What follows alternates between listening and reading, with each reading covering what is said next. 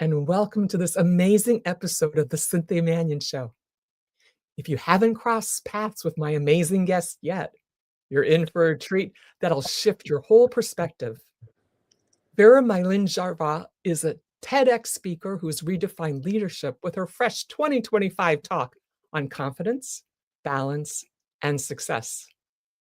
A best-selling author of The Wordz We Wear and contributor to inspiring books like You Can, You Will, on Grief and Hope, plus Mission Accepted, sharing her adventurous spirit. And as an award-winning businesswoman and mentor, she's all about unlocking that leadership within, helping women and everyone tap into the innate strengths through her Wordz We Are philosophy, while juggling family, global travels, and her weekly Substack wisdom. Vera's story of turning doubt into resilience is the real deal, proving she lives what she teaches. Vera, so grateful you're here. Your energy and insights are gold we need to spread everywhere. Please welcome to the show, Vera Milan Gervais. Woohoo! Hi, so happy to be here. Oh, it's fabulous. It's fabulous. Thank you. I'm so glad that Patricia Geitich introduced us. And Yes. I loved your book, and I loved all the little parts where I got more insights into Patty, and I was just like, "Ah, this is amazing." So thank you, thank you, thank you. Vera, what inspired Wordz We Wear philosophy, and how is it involved through your TEDx experiences, like that 2025 talk on rethinking leadership, Viva Confidence and Balance? Yeah.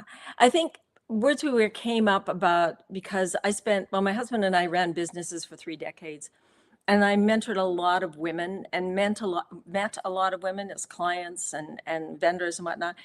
And it struck me that one of the things that women don't do is celebrate themselves. We don't recognize ourselves. We don't appreciate ourselves. We don't value ourselves. And it's one of those things where you can't teach that to someone. You can encourage them, but you can't teach them. And I'm left brain, right brain. So I'm always looking for some way to take complex subjects and simplify them. Mhm. And what I realized is that clothing was the way to reach women. So we know, when you put on a pair of high heels, a sexy black dress, or your PJs, you know how you feel, right? Right. So if I take that analogy and say, let's find the words that make you feel the same way. So if you're wearing your fat clothes and you feel fat, right? Well, what are your fat words? Right? Let's get rid of them. Let's find the words that work. And so that's what inspired it. I just wanted something that women could find a way to get into the appreciating themselves without having to take 10 years of therapy. Excellent. I like the way you liken the words to clothing labels. Can you explain how they shape our self-image and the way we show up? Perhaps with a personal example from your life? Well, I grew up I had a birth defect when I was born. One of my legs didn't grow properly. And so I ended up with one of my legs being 4 inches shorter than the other by the time I was 8 years old.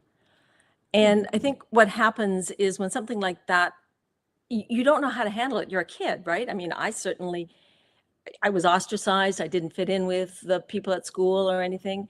And then I had 4 surgeries between the ages of 8 and 17. So that further took you out of the circle of life, basically. I mean, I was on my own. One of my surgeries was a heart bypass surgery. And so I couldn't do any activities. I could read and I could do dishes and stuff like that, right? Like exciting stuff. And so I attached that identity to myself, and I really thought I was defective.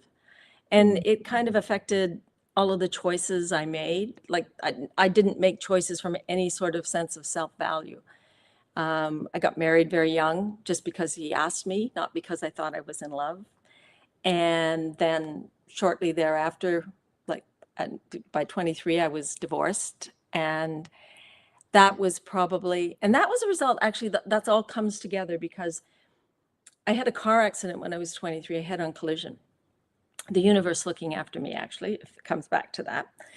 And when that happened, I was kind of laying on my couch at home thinking about why life was kind of miserable, and maybe it was sad that I had survived the accident. And then I realized that it wasn't that my life was bad, it was that my choices were bad. Mm, and that I had attached that word to my identity, mm, and that I had buried anything that was solid and beautiful about myself. mm. So that whole discovery is what led me to leave my marriage, get divorced, go out. I was studying to be an accountant. I walked away from that and went and studied communication arts, which I'd always wanted to write, but of course you can't make a living writing, so I didn't write. And so it all came together from letting go of that one label. And I'm not going to say it happened instantly. It didn't. Our identities don't change quite that quickly. We have to walk into them, we have to embrace them. But just knowing there was something more than being defective, I wasn't sure what I was, but I was more than defective. Absolutely. Yeah. Your work challenges invisible ceilings like expectation ceilings. How do society's pressures create those limits, especially for women? And what steps help us break through? So I think that what happens is that we're taught to be good girls, right? We're Oh, supposed yeah. to do as we're told, we're supposed to behave, we're supposed to be the ones who look after everyone else. And because we have this need to look after everybody else, we attach this expectation to ourselves that we're responsible for everyone else, right? And we take that on as if it's I don't know whether we're heroes for doing it or just an absolute expectation of needing to do it. And in the process, what we do is I would say we live up to our expectations of what we can do and down to the expectations of what people place on us. And so because of that, I'm not even sure it's a glass ceiling. It's an expectation ceiling, right? If someone says, you're not supposed to do that, you can't do that. If we don't believe in ourselves enough to believe we can and we should, then we're not going to try. And if we don't try, of course, we're not going to achieve it. Right? And Right. that applies to what people expect to us, to the educations that we think we need to have, to who we're told we are, the identities that we take on from the nicknames that we get from our parents. I mean, that in itself, sometimes escaping those, like when you're called princess, like, do you need a knight in shining armor? Do you need somebody to always look after you? When you're told you're a chatterbox, are you afraid to open your mouth? Like all of those things create expectations of who we should be. And we don't even realize that that's our identity. Yes, and you've got some very cute little cartoon kind of black and white pictures Yeah. from your book. Let's talk to a couple of those. Eric, will you please put some of those up? This is one of my favorite ones right here. Yeah. Self-image and confidence, my own word, Z, with the Yes. Z. Talk about that for a second. The Z, replacing the S to jar your brain. You wrote that so beautifully in your book. I love that part. Yeah, because when we get into life, we get into the flow, we get into the status quo, and it's easy just to stay in that absolute status quo, right? When we talk about the words that we use to identify ourselves, we talk about safe words as a rule. Like for me to say, I'm a mother, I'm a wife, those are safe words. And that's what our de facto is going to be. So I use words with a Z because it's not the way it's supposed to be. Z for me, Z for you. It's not the way words are supposed to be spelled. So your brain goes, whoops, whoa, what happened here? And it stops. And we need that. We just need that little interruption that says, okay, what's different and why is it different and why should I? It's like scroll stopping on Instagram, right? Like it catches you. And so by doing that, I'm saying if we intentionally, so I talk about Z being our intentional words. So if we intentionally use something that we're doing, that's more likely to be the one that's going to help us step into who we want to be. Yeah, into possibilities like that slide just showed, right? Put that one back up, please, Eric.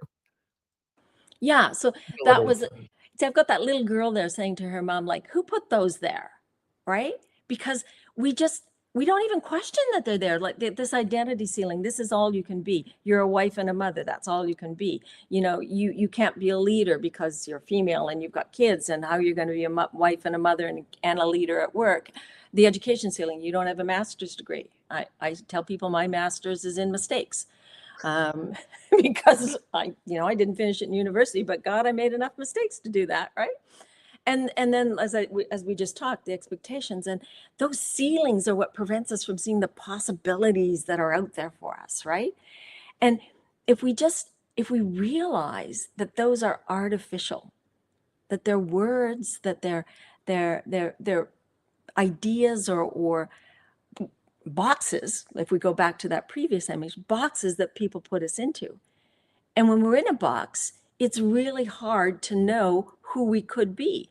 But if we can get out of those boxes, out of the words that confine us, and into the words that open the sky to us, I mean, life's unlimited. Those roles, as you were saying, mother and accountant can ground Yep. us. They also create barriers. So you get Yes. that fear of rejection, building your identity there. So, Yep. what words do you have to how relationships play with those? So typically, when I talk to people about how they introduce themselves, most people introduce themselves by either the role they have within work or the role they have within relationships. So wife and mother make it easy for us to determine who we're related to. For me, I always say I'm an open-minded mother, and I'm a spoiled wife, and I don't mind being a spoiled wife. Oh, that sounds lovely. My husband loves to cook, so he cooks, and I don't complain. And he will even do the dishes.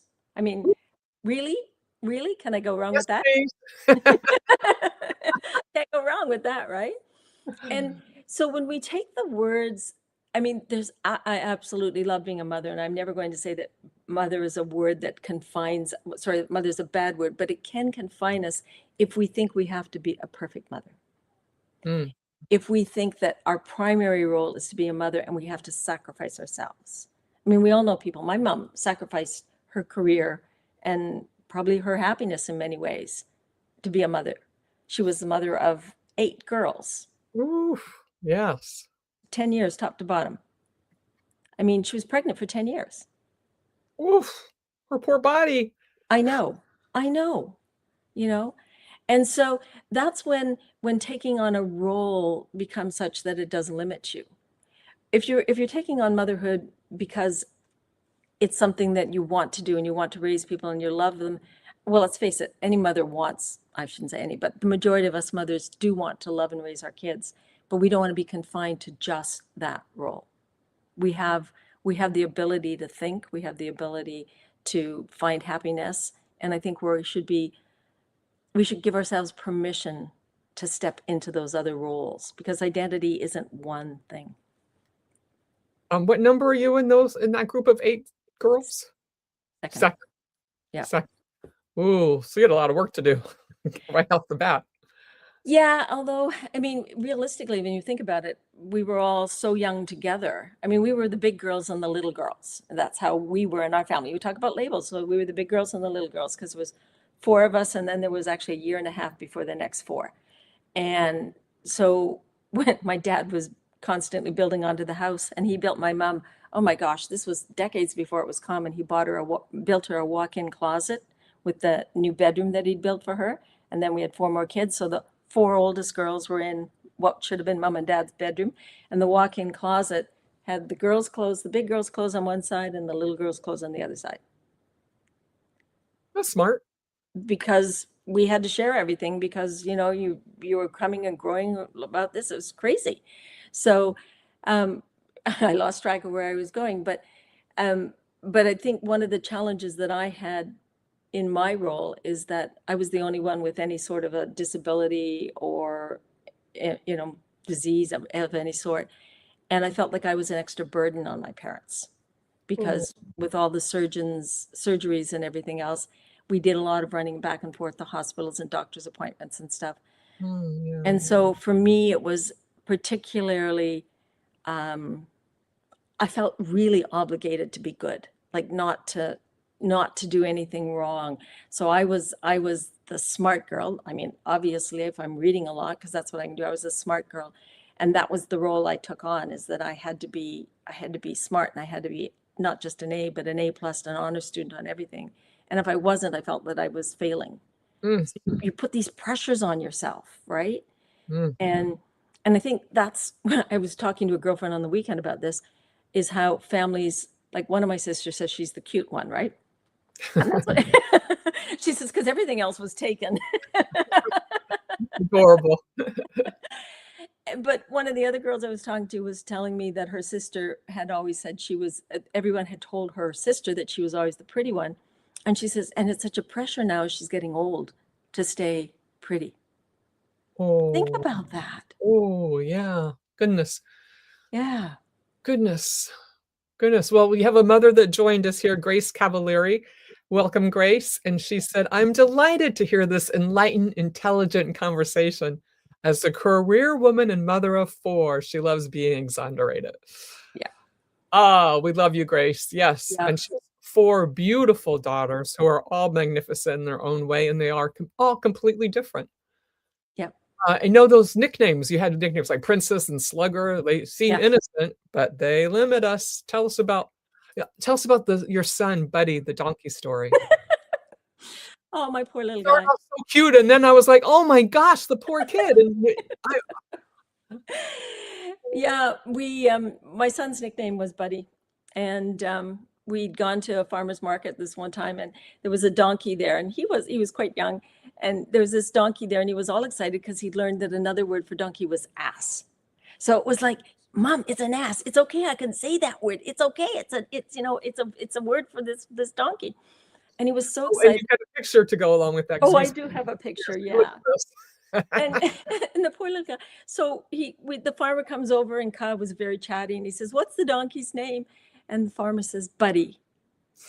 And Kyle is just like, "Buddy, that's my name." And it was like we were calling him an ass all along. The poor little guy, he just dissolved. He was so upset. It's like, no, honey, no, it's just a nickname.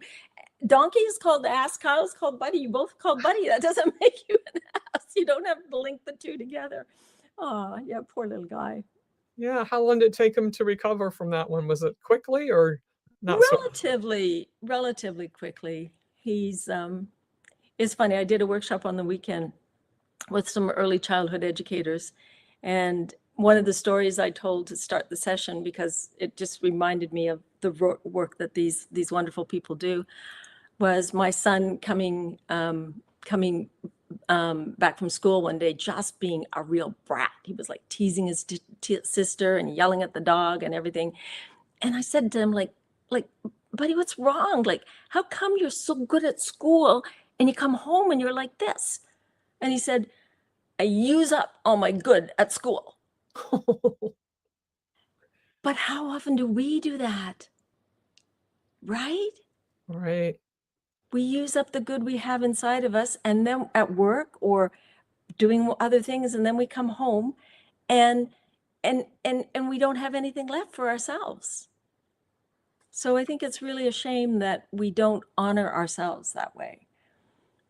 And those you talked about in your book, or like, no, who do you think you are? I got that one. Yeah. Limiting language. You're too big for your britches was the one I heard all the time. That Yeah. can trap us, those cage of labels, as you were saying. So how do those words from the subconscious bias us and confine us now? And there's the bars. Look at this one. Cage of labels. Not good enough, too short, too tall, bossy, clumsy, too young, too old, little girl, princess, good girl, angel, limiting beliefs. Yeah, limiting beliefs. They're all the things that we attach to our identity the same way that I attach defective. And we're trying to live up to those. And if you think about it, because we want to make other people happy, because we want to be accepted, everything we do, we look at in terms of how other people are going to perceive us. And so if we think that what we're doing is going to make somebody else unhappy, we don't want to change. So that's the one aspect of not freeing ourselves. And then from the cage of labels perspective, it becomes a point of, I always say the brain is an idiot. It doesn't know the difference between truth and fiction. So whatever it's told over and over and over is what it believes. So if you're told you're not good enough every day of your life, or even once a week for half of your life, it's in there. Your brain believes it. And if you're told that you're too bossy or too clumsy, your brain's going to believe it. And then what happens is the decisions that you make, the choices that you make are based on all of those beliefs about yourself. So I use this little, I call it a success model, but it's like who we are, who we believe we are is where we start. And what we believe typically comes from our upbringing, from our teachers and preachers, right? And the families and friends. And we've got these ideas in our head, these words in our head that tell us who we are, our identity. And part of us knows there's something more. We want more. We're not sure what it is, maybe, and maybe we do, but we don't think we deserve it. And until we believe that we're worthy of it, until we believe we can do it, we stay stuck in this cage of labels underneath that expectation ceiling. And then once we believe in ourselves, and that's the whole book is really about self-love, except that sounds really heavy, so I just rather say it's about confidence. So, but once we believe we're worthy and we can do something, then we go to becoming. And we become with a couple of steps. One of them is knowing what that ABCs, actions, behaviors, and choices are what creates our identity. So we get to believe in ourselves, then we can believe, BELEAVE, leave behind that old identity, that old label, and step into the new one. And that's how we become who we are. That's beautiful. There's so many cute little drawings. Let's see. Here I come. Identity unknown. Journey of discovery. Yep. Here It's I the come. stepping stones. And that's what, like for me, I'm a hiker and an outdoors person. They're stepping stones and they're going to be slippery and you're going to miss some and you're going to get your feet wet and you might even fall. But what's on the other side? Like, it's going to be exciting. We just have to get there. Yeah. Step by step. Oh, there's Patty. Love the wisdom. Hey, Patty. Yes. Thank you so much for getting us this beautiful guest in her enlightenment spirit. She fits right in. I feel like you should be here and have tea with us. Let's see. Drawing from Maslow's hierarchy, how does the drive for belonging sometimes block self-fulfillment? And why does that striving from good keep us from greatness? So part of what the love and after we've made our basic needs of, the food and shelter and an income, we're in a comfort zone there. And it's interesting that a lot of people are perfectly happy to stay in that comfort zone. The phraseology, better the devil you know than the devil you don't. So the comfort zone is something where you may not be happy, but you don't feel you're at risk for anything. But we want this need to belong and to be part of our tribe. That's ancestry and genetics right through. And we need to belong. We want to feel this belonging and this connection to people. We want to know that we're deserving.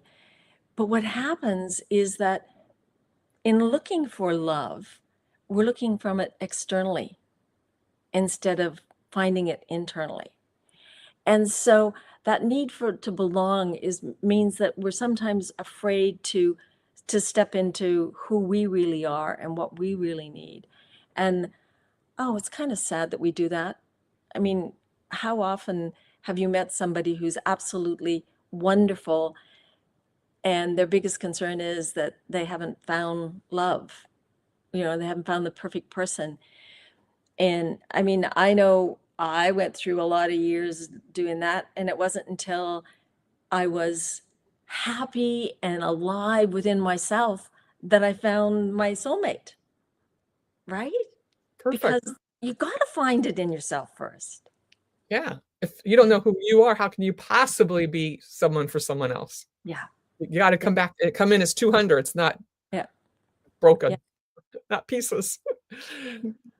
Fitting in versus true belonging. Why is fitting in often a barrier? And how can we find communities that support our ambitions without forcing compromise so people can go and find themselves and truly step into the happiness that you're currently exuding? Thank you. The hot tub. I just came out of the hot tub for anybody who sees me all flushed, so I'm all wet and flushy, but yeah. It fits her in her background, doesn't it, ladies and gentlemen? Yeah, it just kind of glows, right? Swim away. I'm a mermaid, so here we go. We'll go swim to the edge and have our tea, and Patty can come join us. You can come join us, yeah. And we can talk about all of this because it makes our hearts sing. So fitting in, actually, Brené Brown's the one that says it actually stands in the way of belonging. Yes. And fitting in is about making sure that we are doing what other people want us to do, complying with the rules of the community or the club or the family or whatever. Fitting in is actually the woman who was talking about being a mother and a career woman. Fitting in is one of those things where we're not fitting in to the traditional role of mothers, and we're not fitting into the traditional roles of career people. Okay. So a career mother has broken the mold of fitting in. And that's Is that what okay. this picture is? Do we have one that shows this? I don't think I do. Okay. I mean, we might have a fitting in versus, but from a motherhood point of view, or just from the whole aspect of the thing about fitting in is it's easy, it's containing, it's not allowing us to be who we really want to be, belonging to ourselves first, and then finding the people, like you just said, like sitting with Patty, like that's belonging, right? Yes. Yeah, that's being with the people that On the highest level. You're just yeah, you, and you're just being, and the yes, conversation just goes, and you come out going, wow, there we belonging and confidence. Yes, and you fly belonging, off like confidence. an angel because you are so confident after spending a few minutes, hours, or days with Yeah. Vera and Patricia Gigich, who you can catch one of my other podcasts because she was a guest on the Cynthia Manion Show as well, and she's brilliant. She's brilliant. Oh my God, that woman, I love her to death. Yeah, this one is about the belonging and confidence, because if we when we talk about the fact of confidence from the point of, sorry, let me back up a bit on that. Confidence is something that people think you have or you don't have. Confidence is a practice. It's something that we can create by doing things that help us to succeed. And that's where esteem comes into a certain degree as well, because that's acceptance. So that's what belonging is. It's accepting who we are. And if we're playing small, which I did most of my life, I stayed hidden because of my handicap, and then I played small because I didn't want people to learn about this afterwards. But once you start to show up and you believe in yourself and you have a couple good experiences and you celebrate, this is the thing that people forget. Once you do something, however small, if you say, I'm going to do 5 push-ups today, and you do 4, you celebrate that you did 4 more than you did than what you had done in the past. Okay? Because then your brain takes in that whole connection of, okay, she does what she said, so I can trust her to do it. And now your brain's on your side instead of sabotaging you. And that's what happens here with this self-sabotage or versus rejection belonging, is if we don't believe in ourselves, then we're not going to show up. But if we don't celebrate our successes, the brain doesn't know we believe in ourselves. We have to keep an eye on that brain. Ladies and gentlemen, you got to feed it good words, good food, good nourishment, positivity, Yeah. and be kind to it as if it was Yeah. a little butterfly. Yeah. And words you believe in. Because to say an affirmation that you don't believe in, then the brain goes, oh yeah, here she goes again. She's got another little tail coming up, right? Just worse. It's the worst. And so if you're going to say an affirmation, say something that you want to, not something that some guru says worked for him. Yeah. Yeah. That pursuit of perfection can destroy confidence. Yes. So Absolutely. how does comparison breed guilt and shame, and what permissions do we need to embrace being enough? Yeah. So comparison is deadly. Yeah. Comparison is the way. Stay away from that 100%. Oh I'm yeah. just me. You be you, I'm me. Yeah. Yeah. Comparison is basically a way of judging ourselves, right? Harsh Yeah. Judging ourselves harshly, letting in other most people judge cases. us. Most Yeah. cases, yeah. Yeah. And I think for me, my big learning with comparison is that it didn't do anything to help me feel good. Mhm. The only way in which comparison can help is if you can turn around and say, okay, reframe it and say, Cynthia's got a podcast. She's incredible. Oh my God, I'm never going to be like her. That's a comparison that's going to make me feel bad. But if Yeah. I say, oh my God, I admire her. Oh, I would love to do something like that. Then comparison is going to be something that's more of a something I want to value and pursue on my own. But if you're just comparing yourself, you're destroying yourself. And yes, and you're not growing, you're not going to the next step. Because I actually had a girlfriend just text me today, and she was like, "Oh, and I wanna start a podcast like yours. How do I do it? Will you help me?" And I'm like, "Yeah, sure." Yeah. Voices, choices. You can, you can't. Yeah. You can, you are enough. Believe. And I'm not even gonna say the negative one. Yeah. And how often did we hear that? I know so many writers in particular who were told, oh, you can't make a living writing. So we didn't write, right? Mhm, mhm. Or how many working mothers do we know, entrepreneurial mothers are told, you can't be a good mother and create a good business, right? And if we don't tell ourselves we can, if we don't believe we can, we're going to listen to those voices, those expectations that hold us back, that ceiling that holds us back. And so it really does. It's the words. It really, so much of it comes back to the words we allow in our head.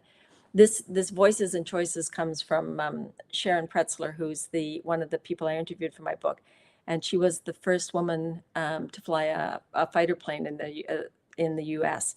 Sharon's a powerhouse, and she talks about how the voices, you have a choice of which voices you allow in your head, and if you listen to the naysayers, just like you listen to some of the people that want to hold you back, then you're going to be held back. But if you choose to block those ones off, put an earplug in on those ones, and listen to the voices and the mentors and the people who support you, the Patties of the world, right? Yes, and the graces of the world. Yeah.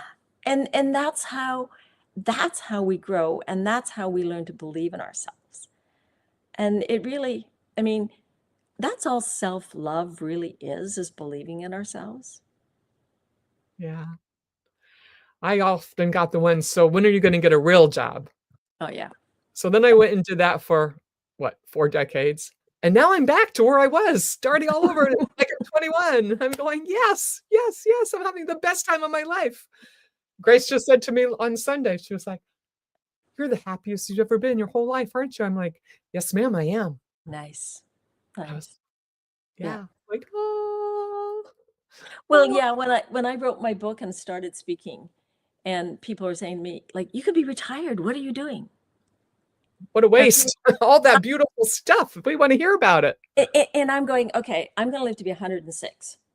I don't know Don't why. put a I just number on it. Over a hun oh, don't label it.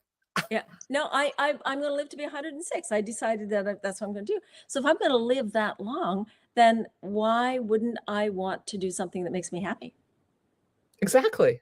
Exactly, and since I'm Yeah. living way older than you, I'll be here to mark the other books and the other Yeah. things that you and Patricia and Grace and all of you ladies and gentlemen out there who are still working on getting your books out and your podcasts and doing what you do to be you and Yeah. help the world, reach out to me. We'll talk. Yeah. Exactly. Exactly. And wanting more is sometimes called being selfish, right? Yeah. So how can we shift our, "Hey, Jake," from, being selfish to boldly wanting? And what do we do to those voices in our heads that, that challenge our sense of worthiness? You know how they creep in and you're Yeah. trying to like then you're Yeah. like, "Ah," you're like, "Ah." It's ridiculous, the waste of energy there. I think that's when it comes down to knowing our values and our purpose. And that comes back to the whole alignment component that I talked about in my TEDx is that when, Yeah. yeah, when we know what's right and we follow what's right, and that's hard to do because if I take a step back and say that I knew when I got married, I didn't want to get married. I knew when I left my marriage that I wanted to leave my marriage. In both instances, I was told I shouldn't be doing that. Mhm. In both instances, for different reasons, and just like you shouldn't be getting married, you shouldn't be getting divorced, whatever. When we when we fall prey to those voices, then we start to do the things that drain us of who we are. And we can lose ourselves so easily. What's Patricia saying here? Selfish is taking on a new difference. Those who have give for so long also need receiving so they can continue to do more. Yes, and wellness makes it happen. Yes. I said on my workshop this weekend that self-care is not selfish. Good. That when we look after ourselves, we're a better person and we're more able to be good to the people we love. And so for me, being selfish means that I want to show up at my best. And if being selfish means that I'm going to go spend 10 minutes, 20 minutes, a half an hour in my garden so that I come back and I'm happy instead of snapping at my kids, I think my kids and my husband are pretty happy that I'm going to be selfish for a little bit. And if you don't replenish your vessel, you don't have anything to give. Exactly. Exactly. And in the day and age we're in now, with everything thrown at us so quickly and so much information and everything, I mean, if we bring back all of these things again, and we're jumping again, but that's okay. The whole concept of comparison and whatnot, it's, like, there's no way that we can be everything that everyone is, that everyone expects us to be. And Do we have a cute picture of that one? Is that a cute picture of that one? I don't know that I have any of those ones, because I'm jumping back and forth between the book It's and my okay. talk. Yeah. Put up the little, the TEDx picture. Do we have a little TEDx picture of her on stage that we can pop up? Because that was a very good little TEDx, and it's so cool that you just did it in this year, ladies and gentlemen. It's right there at the top of the list. So catch it up, give it a like, let them know that you are gaining knowledge about her. Look at her. Doesn't she look adorable? And it's very good because, it's very, very good, especially your beginning. And I actually wore black and white just in case so I can match you. Look at this. I have my jacket so I could be a penguin too. Look. Nice. Anyway. It's funny how, okay, I'll tell you something that only a couple people know. We were talking about identity and how words get in your brain and how you get conditioned to things. When I wrote the TEDx, there was a line in there that says that I didn't even realize until just before I was presenting it. It says, if we don't value ourselves, how do we expect other people to value us?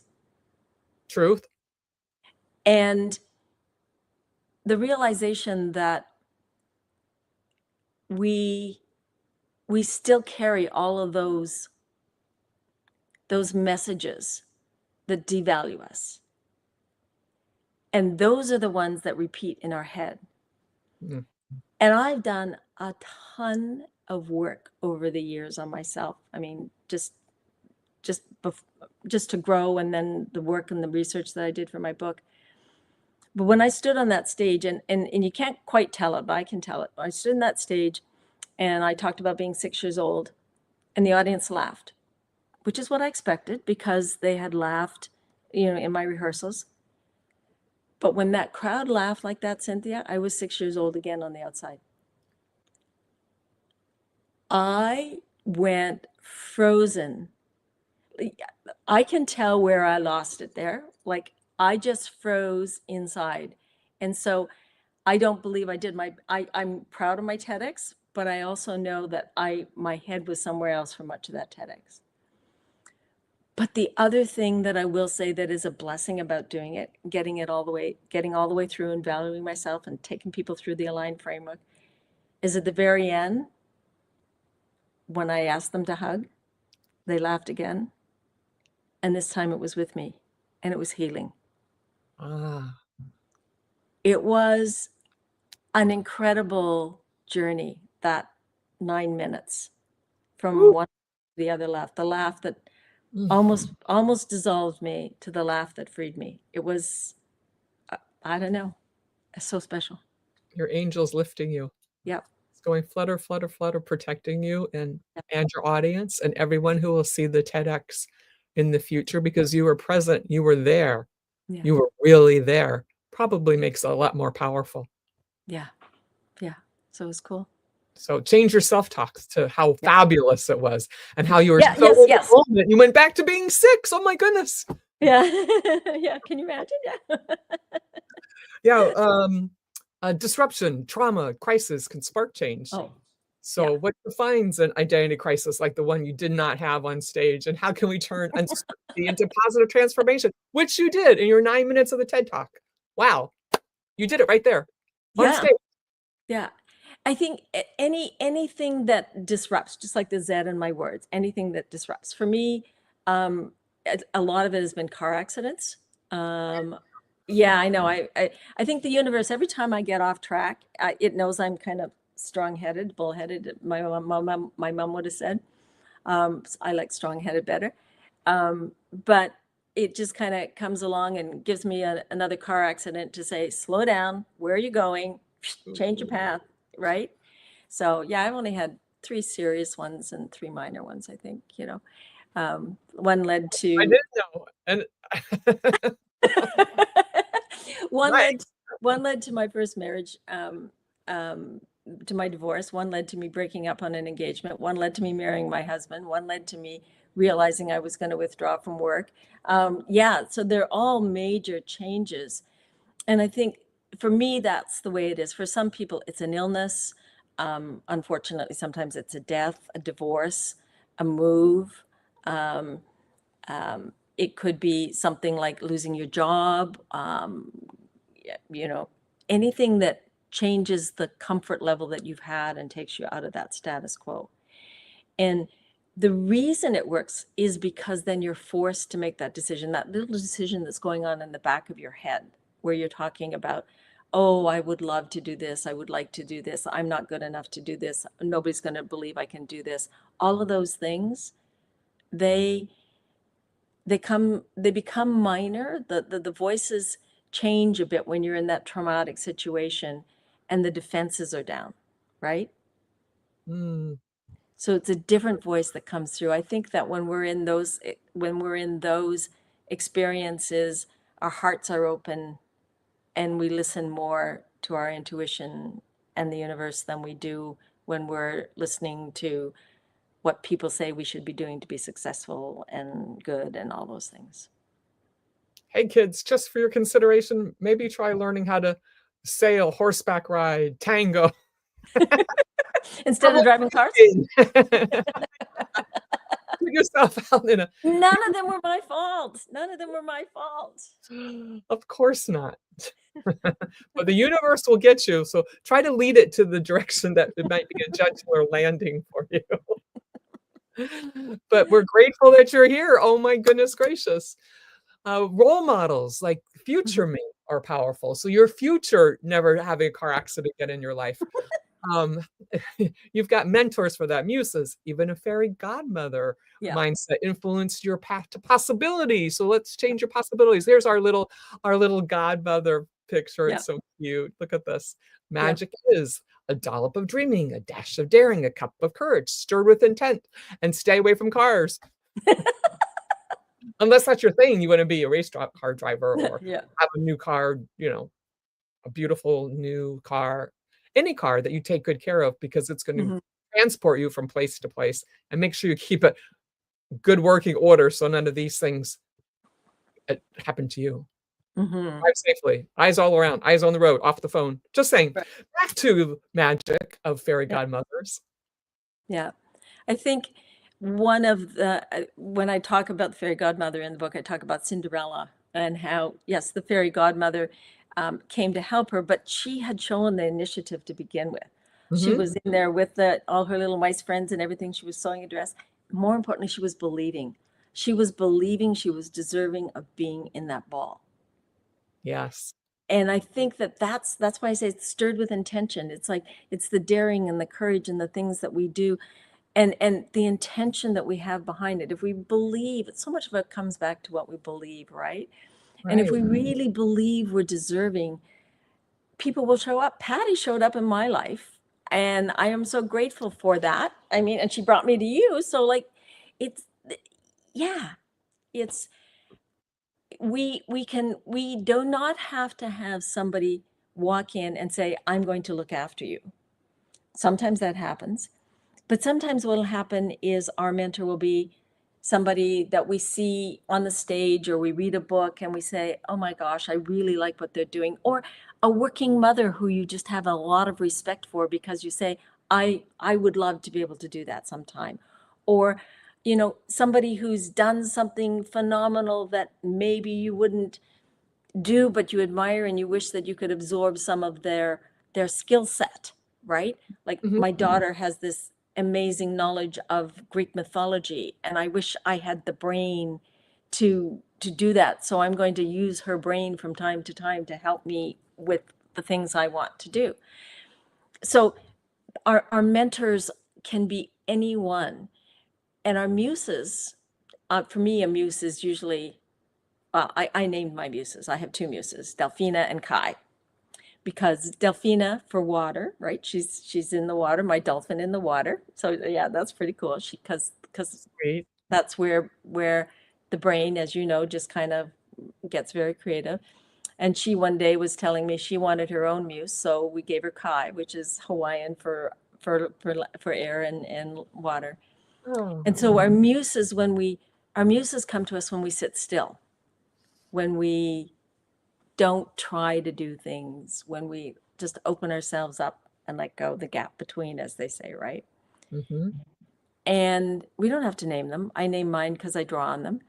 But then to come back to what you were saying, our future self, the future self can be the most powerful muse, because that's, I'm looking at a picture of a mountain I have on my other screen up here. And for me, my future self is on the top of a mountain. I'm a mountain soul. And she's up there because she's made the hard work, and she's climbed, and she's done it, and she's got the view. And so that image is something that I look at from time to time, and I go, all right, I can do that. It's going to be hard work, but it's going to be worth it. And yeah, so we can use our future selves. Who do we want to be? How do we have to act to become that person? Who do we associate ourselves with? Yes, it's believing. It's believing. It's always believing. Yeah, I can, I will, I did. Yeah. I Yeah. can, I will, I did. Identity is a journey, going up the steps, climbing the mountain. Why move from finding ourselves to becoming ourselves? And how does being involved through dreaming and stepping out of your comfort zones get you there?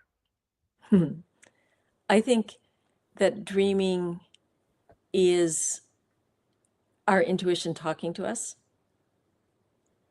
and that if we didn't dream, well, for me, if we didn't dream, life would be pretty boring.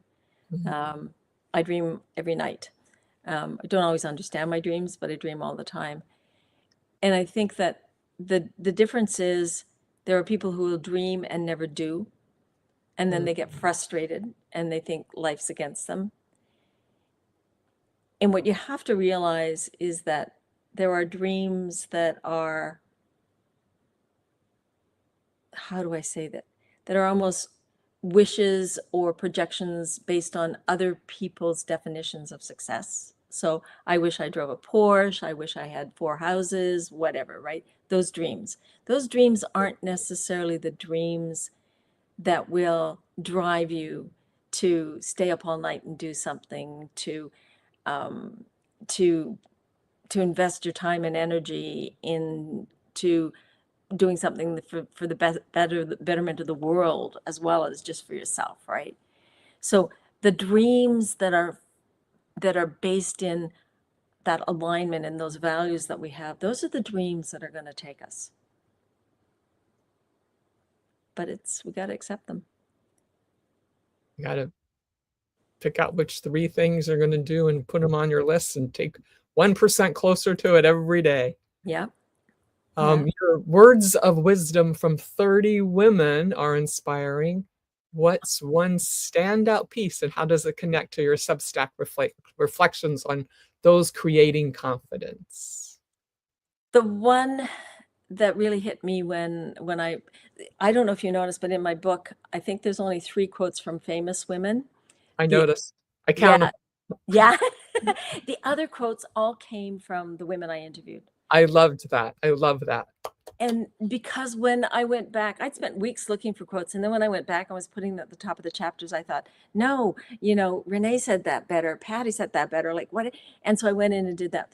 But the one that hit me at the time, and probably because it's the one I needed, was Jennifer Manila. And she said, always be a leader, even if you're only leading yourself. Oh, that was a good one. Yeah, that caught my Yeah. attention as well. Yes. Yeah. And that one to me was like, yeah, like you can't sit in the background. And I think that's kind of part of what prompted me to my LinkedIn newsletter is called Leadership Within. And Yes. yes. Just And just being in leadership within. Yes. Please yeah. talk. So for me, it's like, let's change the definition of success for women. I talk primarily to women because I think women have been left out. We haven't been honored enough in terms of how to honor ourselves. Let's put it that way. And so for me, it's let's redefine the definition of leadership. So people come to me and say, how do I get women to stay in a leadership role? Because they're really good and they're really capable and they're leaving. And I said, because you're trying to force fit women into a traditional leadership role. So instead of talking about women in leadership, let's talk about leadership within women. And let's redefine leadership so that it picks up the strengths that we have as women and takes that into the leadership role. And I think that will change the world. And so this shift, how do you do the framework so it embodies everyone, including Words for Wellness? So I work on a couple things. I work with the Be, Believe, Become success model. The Align model is the one that I used in my TEDx that I try to get people to talk to for themselves. So that one is basically anchor yourself. It's kind of a way of dealing with situations. Anchor yourself, look for alignment, because when you are in alignment with your own purpose and your own actions, and when you in common goals in a relationship, then you're in alignment. Integrating is integrating the strengths we have within. So that's where leadership within comes in. Is like the strengths you have, your superpowers, your passions. If you access them and work from them, you're working from a base of confidence. Yeah, makes perfect sense. Right? And if Yeah. you're working for a base of confidence, then the next step is G, glide. We know when things are going well, typically it means we're doing the right thing. And it's like, give yourself some grace, forget about being perfect. We don't have to do that anymore. And then never stop believing in yourself. And I think that it's a relatively simple framework, and it makes it easy for people to just kind of say, okay, take a deep breath. Am I working on something that's important to me? Am I in alignment with myself? Am I working with my strengths? Am I letting go of all the bullshit? And am I believing in myself and valuing myself? And that kind of leads right into breaking down the success model. Be, believe, become. How Yeah. can our listeners start applying it? Perhaps linking it to your mission accepted story of embracing adventure? Oh, Patricia, that's flow. That's flow. Yes. Yeah. Be, believe, become. Yeah. I think that anytime that we allow ourselves to believe in what our future will be, then yes. Oh yeah, all these people saying hello. Hi, Kevin. Any time that my brain has gone in about 6 different directions here, Cynthia. Sorry. It's so interesting. But just talking about the success model, I'm trying to take the next step, be, believe, become. So how can listeners apply that? And then I was trying to link it to your mission accepted story of embracing adventure and getting out of your comfort zone and believing and becoming and just be. Just be. Just be. Just be. Yeah. Yeah. I mean, the one I like to, because it's easy for most people to understand, as I talk about being an introvert and how I used to hide behind that label, because it's really easy when you're an introvert to pretend to be like, to play in the background, to play small because it's safe and you don't have to face rejection. But I was when I was working in an ad agency in Vancouver, I came back from a winter vacation, and I was telling everybody what I was doing, and my boss goes, "Whoa, whoa, did you just say you were camping in a tent?" And I said, "Yes, it was so much fun." He goes, "Yeah, if you were camping in a tent in the mountains, in the snow, in the winter, I think you can bring a little bit more to your job." Oh, yeah. Wow. He was insightful. He was insightful, and he said, and one of the things, and this one has stayed with me, he says, not making a choice to do something is making a choice. It's choosing to let somebody else run your life. Whose life is it? It's your life. Yeah. And so the be, believe triangle that I did back then, even though I didn't know it, was believing that that sense of adventure that I had could come to beyond just being outdoors, because I always felt safe in the outdoors. Ironically, I wasn't being judged, right? And that's when I called myself an adventurous introvert. And so my believing was that I was capable of more, and that is what keeps me going. So every once in a while I'll go like, "Vera, who are you to write a book?" Hey, you can climb a mountain, you can camp in the wintertime, you can write a book, right? And then what happens is, once you do it once, you gain that confidence and you go, "Okay, well, I did that. Maybe I can do this. If I can write a book, maybe I can step on a stage. I don't know how to step on a stage. Well, take a course. Take a course. I stepped on the stage. Wow, this is great. Now what can I do? I'd like to do workshops. How do I do that? Let's find out." Okay. So and then your confidence builds and you keep going around and around, because my logo is a triangle, which is a symbol of change, right? But it's a Mobius strip as well. It's a continuous. It goes over and over and over, because identity isn't stagnant. We're not one identity. We grow and grow and grow. And the more we learn and the more we grow and the more we expand, the bigger that is. And the more potential we have and the more possibilities we see, and the greater we can be, and the more mentors we find, and the greater love we find, and the value builds. And yes, we are amazing. So Vera, what's on the horizon? Updates on your books, your Substack, upcoming talks, or ways to connect via your workshops and your site? My website is the best place to get a hold of me, because there's links to my books, Here it is. to the TEDx. Yep. Yep. Yeah.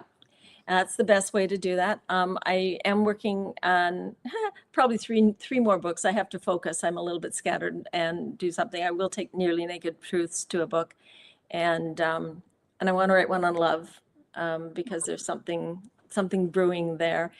And yeah, and I'm going to do a workbook for the Wordz We Wear, because when I'm doing the workshops, and people seem to really like that, and I'm hoping to get that out in time for International Women's Day next year. So. Perfect. Yeah. What's the date of that ish? What month? In March. It's always in March. It's usually around the 11th, 12th of March. So March 2026. Yeah. Oh, well, that's fabulous. Yeah. Just fabulous. Everyone, yay for Miss Vera. Woohoo! So pick up her book. She's amazing. Words. Thank you. I like, yes, she is infectious. You're right, Patricia. Absolutely. Thank you so much for the recommendation. And Kevin says, we have to believe as much as we can while we are here. In the big picture, it's such a short visit. So don't be wasting that time. So true. Because what do they say? All the great ideas and thoughts, where are they? In the graveyard, untapped. Yeah. And everyone has a story. Listen to her story. And she didn't even, that was like the top of the wave. She didn't even get down to the ocean. Yeah. Yeah. I think I'm one of those people who had to learn to live life the hard way, but it's been a beautiful path in many ways. You're floating and hiking and climbing now. So you go, girl. Thank you so much for being on the show. Ladies and gentlemen, please share this out. And I'll see you next week on the Cynthia Manion Show at 7 p.m. Eastern Standard Time. And you can catch the replays in case you want to go see Patricia Gigich, who introduced me to Vera, and go back and catch hers, because such brilliance, such wonderful ladies. I'm so blessed. Thank you. Yeah. Da da da da. Woo woo.